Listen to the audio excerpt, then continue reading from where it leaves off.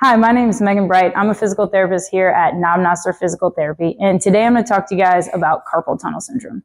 We'll talk a little bit about what the signs and symptoms are, what some risk factors are, and then some tests you can trial to see if this is potentially something you're dealing with.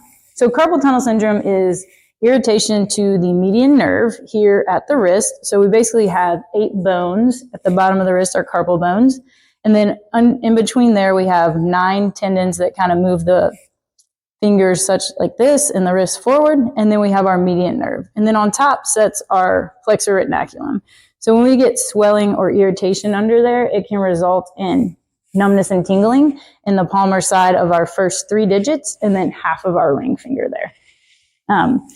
The median nerve does run up the arm and into the neck. So it can also get irritated at the base of the neck. So there's some tests that we do in the clinic to differentiate that. The other thing we commonly have patients come in with is numbness and tingling in the 4th and 5th digit, thinking that this is potentially the carpal tunnel, but that's actually another nerve that's getting irritated.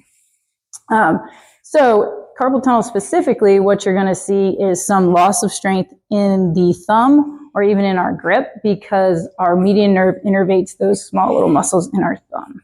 Another common sign you'll see is that individuals will wake up in the middle of the night with their symptoms, and this is secondary to at night we often fall into like our wrist being in a prolonged flex position or extended position. These are both positions that can irritate that median nerve and cause that numbness tingling in that distribution.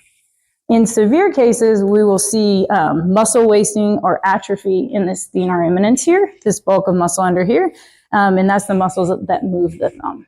The other thing we'll see is persisting sensory symptoms, so prolonged symptoms in that distribution that we talked about.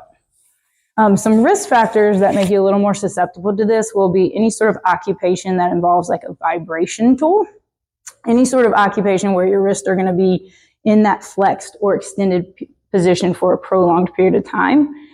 Any sort of inflammatory condition can lead to increased swelling under there. Any sort of condition that is going to retain fluid. So it's more common in pregnancy or in individuals dealing with hypothyroidism. And so some basic tests that you can try at home to see if this is what you're dealing with. So the first one, we call it the Phalanx test. So essentially what you're going to do is you're going to take your wrists, you're going to place the back of them together. You're going to hold that for 30 seconds. In that 30-second time domain, you're going to see if it reproduces any numbness or tingling in those first 3 digits and then half of that ring finger there. The second test is called the reverse Phalanx. So you just do the opposite. You're going to go in that prayer position, and then you're looking for those same symptoms into the hand. Another test that we commonly use, and it's mostly based on individuals telling us, is anytime they're experiencing the symptoms, that flicking their wrist like such causes the symptoms to go away. And that's a very positive sign that you're probably dealing with carpal tunnel syndrome. So I hope you guys found this useful in figuring out if this is what's contributing to your symptoms. Of course, if you're dealing with any symptoms, feel free to reach out to us at knobpt.com or give us a call.